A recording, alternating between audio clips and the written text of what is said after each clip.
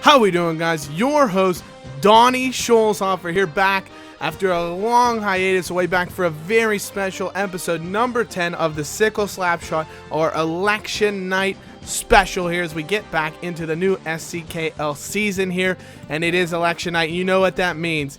Get out there and make sure you voted, because your host, Donnie Scholzhofer, he's won best looking, most informed, smartest, greatest ever analyst, host of a television show, YouTube show, recap in the entire world, in the United States. He's an absolute champion, so he got all your votes. Make sure you're getting out there to vote as well. But great stuff that we have to talk about this season. Obviously, we have gone through plenty of stuff. We've gone through all the off-season formalities and excitement here, led off by the prospect draft, which saw our lottery take place. Boozing with Baalsma had the best chance, but once again, he comes up short. Sucks to be you, Schultz. And the Geyser Geese, you would have expected it from the Goose, winning with the winning number 69. Hashtag nice. Great finish from Geyser Geese there to come away with that fantastic victory. It means he got Austin Matthews in round 1 of the prospect draft. It's a real shame that he forgot to put him in his lineup for night 1 of the NHL season and wasted 4 goals from him. Line A, though, fell to Boozing with Baalsma. Not too bad of a pickup as well. Fantastic player. He's got 8 goals this season already, so Boozing with Baalsma making himself look smart for once. And then, of course, we had the remainder of the prospect draft. That led then into the veteran draft here, which saw, a great number of trades be made in the offseason. We saw the likes of James Van Riemsdyk move, so some solid players moved for some pick swapping. It left us with Boats and Hosts with 4 first-round picks. Bend It Like Backstrom and Chance of Fleuries each had 5 picks in the first 3 rounds, so the rich get richer in that regard. We saw Chris Kreider go off the board first for Mix and Nashit, the first pick of this year's veteran draft. Louis Eriksson went second, and he's already been the highest drafted player that's been dropped already this season. He's a free agent, so definitely some interesting moves, some great picks that we're going to discuss a little bit later in the program that saw our 10-round draft take place, that saw everyone finalize their teams to start the season. After those teams were made, thanks to our commissioner, Troy of Bend It Like Backstrom, we have a team strength index that was created that allowed us to rank the teams here in the SCKL. Used a great formula where we took the average skater ranking that Yahoo provided and subtracted it from a 200 number to give a ranking where the higher the number, the better your skaters. He did the same with the goalies for a particular team. He then added those 2 numbers together to give an overall team ranking, and then added in a 2 to 20 coefficient factor that allowed to factor in for hits, because those weren't factored into the Yahoo ranking, so he added in that to help give everybody a team rank. He then take a look at our schedules to give everybody a strength of schedule or a difficulty of schedule, and then did a strength of schedule matchup in which he was able to determine who had the hardest and the easiest schedule that helped to rank our Tier 1, Tier 2, Tier 3, 4, and 5 teams. We got 5 tiers of different teams, and the overall results saw that we add these up based on the tiers of each category that they were in. If you were in the first tier of a category, you got 1 point, second tier 2 points, and so on. So the lowest value would be the best in this particular ranking. So the top team by our strength index saw Chance of Fleuries come in with a score 6. They were the best ranked team at the start of the season. Boats and Hosts second, Bend It Like Backstrom third, Mix and Nash at 4th, Wayne Train 5th, Teach Me How to Dougie 6th, 7th was McDavid versus Goliath, 8th was Malkin's Mouthful, 9th was the Geyser Geese, and 10th was Boozing with Baalsma. So, a very strong ranking. I think a lot of the same teams that we saw in the playoffs last season come up at the top of this ranking, but we'll be looking to see if anybody's able to make a move here as the season really gets underway. So we are going to take a short commercial break, and then we are going to have on the phone, coming in live from Austin, Texas, will be Troy, the commissioner of the league, GM of Bend It Like Backstrom, will be joining us here in just a minute. So let's break 1 second for a commercial, and then we'll hear from Troy after that commercial break. All right, and after that extremely short commercial break, we're back here, and my guest on the blue line here is our league commissioner, the owner and GM of Bend It Like Backstrom, our regular season juggernauts. Troy's here with me. Troy, great to have you on the program yet again. Hey, thanks, man. Appreciate you having me back.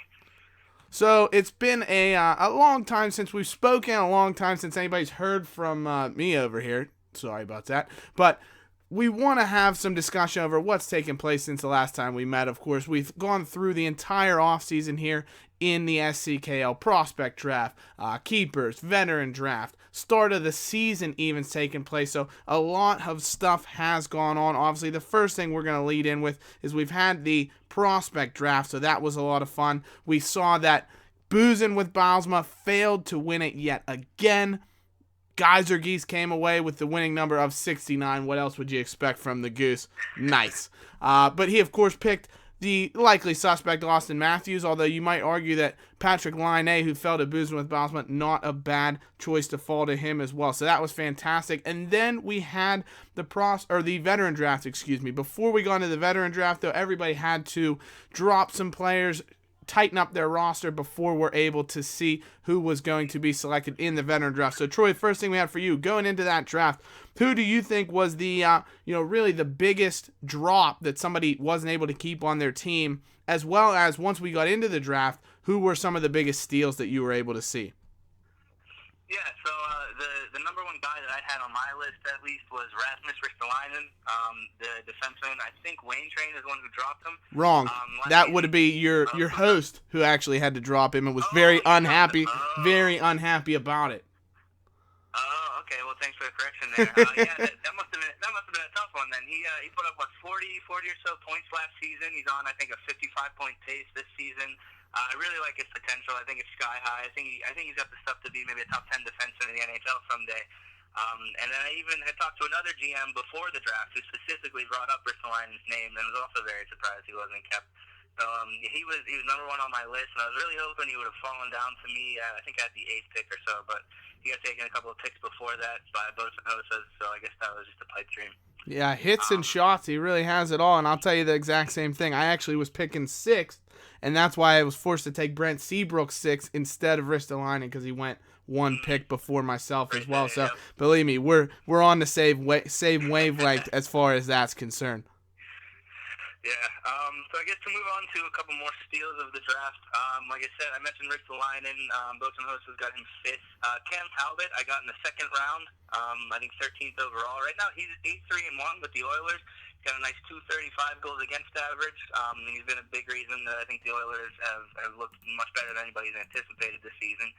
Artem Anisimov, he's currently the NHL leader in points, and Malkin Melfold got him in, I think, the 5th round or so. So 17 points through 13 or so games, very nice pace to get for somebody who's taken halfway through the draft. And then another one that I really liked was pick number 41, Mixon Nashett took Austin Matthews. I'm not quite sure how a guy like that fell through our everybody's cracks to make it down to the 5th round like that. So I was impressed with that pick as well. Oh, absolutely fantastic pick. We can see he's really tearing it up for Mixon Nashett right now as we speak. Another good, I would say, sleeper pick off the bat at least, start of the season here. Marcus Johansson, he was actually dropped by chance of flurries, but he was able to pick him back up in the draft in one of the later rounds, and he's got 11 points on the season already. Good plus minus, solid number of shots and power play points. So another good pickup. I think every team, for the most part, has got one or two guys they picked up low that's done a nice job for them thus far. Agreed. But moving on now, we'll talk a little bit here. You came up with this team strength index. We talked a little bit about it earlier in the episode, but you were the one who was kind of the mastermind coming up with this particular team strength index. And it's a very, very cool formula you've got here. So you ranked everybody's skaters that they were able to pick up, including what they got from the draft, ranked their goalies as well, gave their team an overall ranking, as well as took a look at, number one, their schedules and who they're going to be playing, and gave everybody a strength of schedule based on that. It was a really, really cool little formula you came up with here, and it kind of ranked the teams, put them in different tiers. So since you probably haven't seen it, we came up then with a top teams by strength index. So we used that strength index to come up with the team, and we saw Chance of Flurries came out on top, Boats and Hostos was ranked 2nd. Bend It Like Backstrom 3rd. Mix and Nash at 4th. Wayne Train 5th. Teach Me How Dougie 6th. McDavid vs. Goliath 7th. Mulligan's Mouthful 8th. Geyser Geese 9th. And Boozing with Bosman bringing up the rear. So just a little bit on, you think, for your predictions for this season, does that team strength index give sort of an accurate reflection of how you think the teams could potentially finish this year? Do you have any surprises in store? How do you think the season's going to really shake out this year without delving into just yet? We'll get into that in a bit, but without delving into too much how the season's played out so far, just your initial viewpoint of what you thought was going to take place this year. Yeah, looking at it, I had pretty much 4 teams before I went into making this. I had pretty much 4 teams that I thought, were the elite, that top tier 1 in the league. Bend It Like Backstrom, Mix and Nash, Chance of Flurries, Boats and Hostas, and those are the 4 that came out on top on that top tier. I would agree with, the next couple of tiers moving downward. So I think, personally, we've got probably an 85 to 90% chance that one of those top tier 1 teams wins the whole thing, or the regular season at least. Actually, the regular season, we're probably looking at about a 95% chance, and then, obviously once we get into the playoffs, it's anybody's ball game. But I would say probably an 85-90% chance that one of those top tier 1 teams wins it all this season. Yeah, absolutely. So I guess to get a little bit more specific, I would probably pick myself to win it all. But again, as we all know, my propensity for losing in the playoffs after winning about 75% of my regular season points, it's uncanny. So I have a tough time personally getting on board with that. So maybe this season I'm thinking maybe I'll, hang with the pack a little bit more, maybe not tire the guys out as much, finish maybe 2nd, 3rd or something, and then see if I can't change my luck a little bit in the playoffs.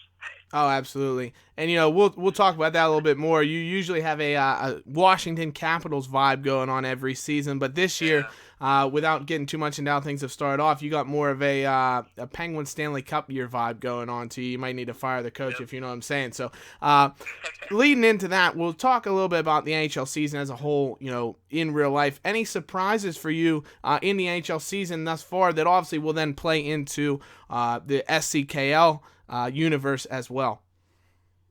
Yeah, so, I want to say that Sidney Crosby leading the NHL in goal scoring through 6 games when everybody's else played like 13 is a surprise, but honestly, nothing Sid does anymore is real surprising to anybody, #trade Sid.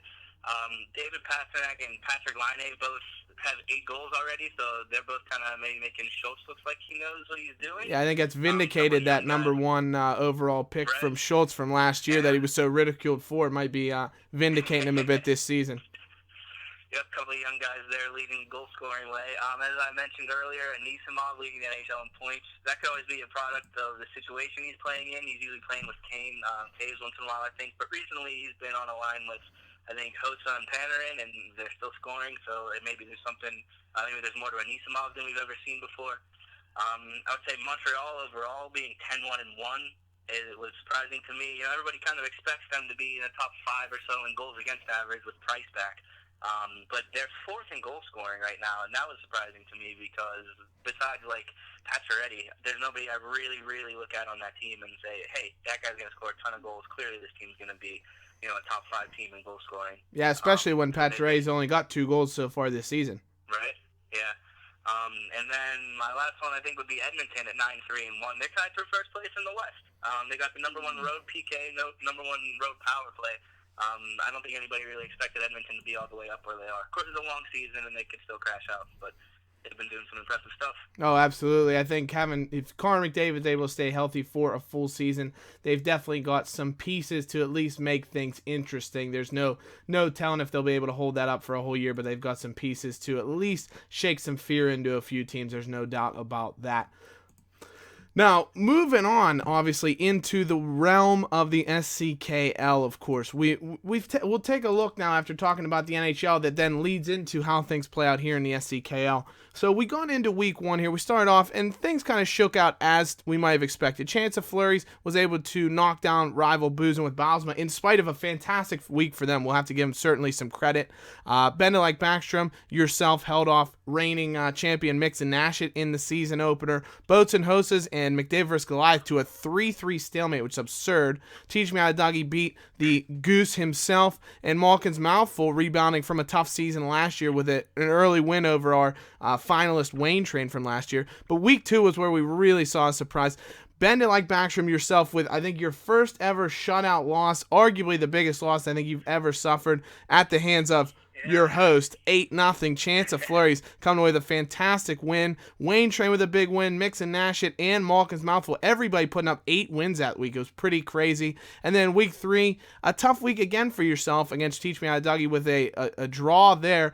Boozing with Bausma finally putting up some resistance, but losing to Boats and Hossa. Malkin's Mouthful with their 3rd win of the season, impressively enough, and Chance of Flurries beating the Geyser Goose. So it leaves us here with the standings. Chance of Flurries at the top of the pack, 25-5. Fantastic start. Malkin's Mouthful, surprisingly enough, in 2nd. Reigning champion Mix and Nash in 4th. And yourself, of course, our regular season juggernaut, 2 straight Joe Paw trophies under your belt. And you're in 8th position, sitting a little bit outside the playoff realm right now. So leading into that, what's really surprised you thus far this SCKL season? Well, obviously, we're only 3 weeks out of 20 we have to play in, but definitely some surprising turns to start the year here. Yeah, I think you nailed my 2 big surprises. Like you said, myself sitting in 8th. I'm not really panicking yet, though. I faced 2 of those top tier 1 teams that we mentioned before. I think my schedule should get a little bit easier here coming soon. So I'm still confident in the group of guys I've got. So I don't think I need to make any big changes yet. Just maybe that coaching change that you alluded to earlier. And then and Malkin's Mouthful, as you also said, in 2nd place. He's got big wins over both of last season's finalists in Wayne Train and Mix and Nash it. So some impressive stuff from him out of the gate. His schedule gets tougher these next 2 weeks as he faces Bend It Like Backstrom and Chance of Flurry, so we'll see if he's able to keep that up. And then I've got one guy, specifically a skater. Did you know the number 1 ranked skater in Yahoo right now? Take a guess. You're gonna have me here completely fooled, I'm sure. Anisimov is be my first one off the top of my head, but he's up there. I think he's 2. Shea Weber, the number 1 ranked skater in Yahoo from right defense, now. Which is very impressive. Yeah, it's crazy stuff going on there. He's got 10 points in 13 games, which is a good pace for anyone, let alone an offender.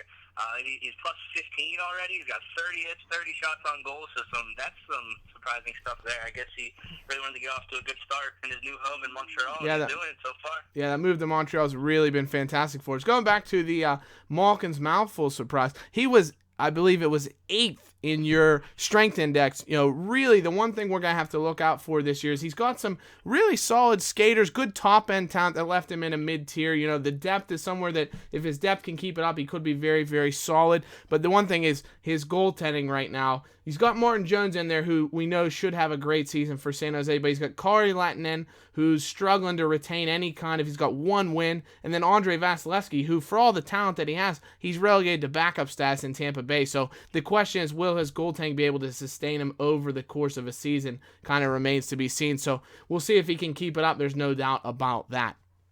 Yeah, and there's I've even read some speculation that maybe Vasilevsky will start taking some starts off of Bishop if Tampa thinks that they're going to lose Bishop to either that expansion draft or free agency or something. So who knows? Maybe by the end of the season, Vasilevsky ends up the starter there. Maybe Tampa trades Bishop or something. Yeah, it's definitely a situation we're going to have to keep our eyes on. There's no doubt about it. It could be one that he might lock himself into by still having Vasilevsky and Bishop being moved on from a very good Tampa Bay team. So thank you so much, Troy. It's been, we've had plenty to talk about, and there's going to be so much to go on through the rest of the season. We got some big matchups taking place this week. Chance of Flurries taking on Mix and Nash with definitely playoff implications in that round. Bend It Like Backstrom taking on his brother Blaze Malkin's Mouthful, another big rivalry match between one team that's really an upstart this year and one that's struggling. So some very, very good matchup. There's no doubt about it. And we look forward to discussing these more with you across the remainder of the season. All right, yeah, thanks for having me on, Donnie. I appreciate it. As always, had a blast. I look forward to you next time. Absolutely. Thanks so much for being on. We look forward to having you back in the studio, hopefully sometime very soon. Very soon, very soon. All right, Troy. Take care. It's been great to talk to you. Safe travels. Thank you. Appreciate it. So that, of course, was Troy, owner and GM of Bend It Like Backstrom and commissioner of the SCKL. Always great to hear from him. And that's going to be all the time we have for this episode, guys. I hope you have enjoyed it. Of course, as always, be sure to let us know what you thought of the episode, and we'll see you guys in the future as the SCKL season really heats up and gets underway. It's the third year of the league, and we're really excited to continue with this fantastic journey that we're on. So, as always, guys, take care. We'll see you soon. Bye-bye.